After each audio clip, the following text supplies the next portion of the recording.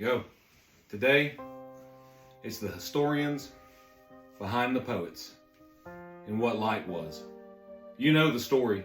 The boy genius burns too bright. The world claps then turns away.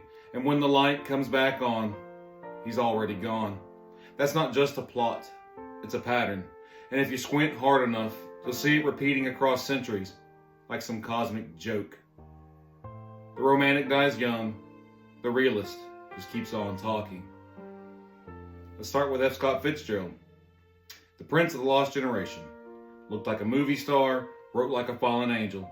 He made heartbreak fashionable and champagne feel tragic. But behind all that razzle-dazzle was a man looking for something solid to hold on to. Something old, something heavy. And what did he find? H.G. Wells. Yeah, that H.G. Wells. The man who sent time machines into the void, blew up the moon, and mapped the end of the world before breakfast. But Wells wasn't just a science fiction sorcerer. He was a historian, a philosopher, a guy who saw the whole human project like a sprawling epic full of doomed chapters. And Fitzgerald, he took that vision and wore it like a second skin. In the 1930s, when Fitzgerald wasn't getting published and the world was starting to forget his name, he built a last little lighthouse for himself and his girl, called it College of One, a private syllabus, a DIY education, equal parts salvation and swan song.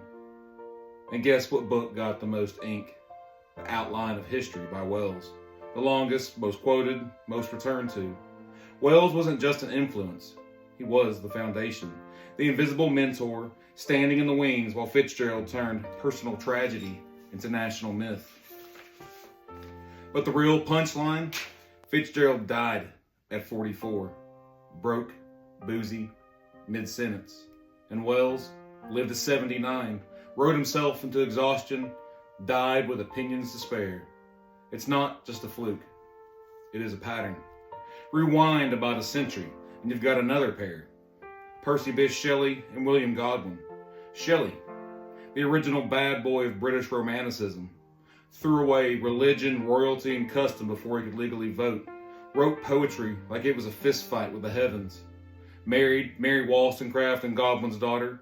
Made enemies, made fire, made waves. His hero, his guiding star, William Godwin. Political philosopher, revolutionary thinker, early anarchist, dry as an old book, but sharp as a guillotine. Shelley read Godwin like scripture. They corresponded, debated, quarreled. Godwin was the hard stuff. Shelley, the match. And again, Shelley dies at 29, drowns in a storm, leaves behind winds of fire. Godwin lives to 80, just like Wells, long enough to outlive all his friends and first enemies, long enough to watch history misunderstand everything he tried to say, long enough to watch the flame flicker, but never go cold. The Charterists and Marx would pick him up next, and then Tolstoy. There it is, the iron law of the dreamer and the guide. The poet dies young, the historians, they hang around. Fitzgerald and Shelley, boys who drank moonlight like gin and wrote like the clock was ticking too quick. Wells and Godwin, men who lived long enough to see their ideas outlive the men who needed them most. There's a cruelty to it, sure, but maybe there's something else too. Because what if that's the deal? What if the dreamers aren't meant to stay? What if their jobs is just to burn hot, leave a trail, let someone colder, older, and slower shape the ashes into meaning? What if the universe runs on this strange relay where the first starts with a poet and the old philosopher passes it on long after the first name's been carved in marble? Fitzgerald just didn't quote Wells, he echoed him, took Wells' long view of history and poured it into his parties, heartbreaks, and shattered men. He shrank the fall of Rome into Gatsby's smile. He turned the decline of empires and the decline of hope, and he made it sparkle. But it was still the same fall, the same ghost of inevitability. And the real kicker? Fitzgerald thought he'd failed, just like Shelley. They both died thinking the world hadn't listened. Meanwhile, Wells and Godwin just kept living, watching the wheels turn, watching the echoes grow louder. So maybe that's what this is all about.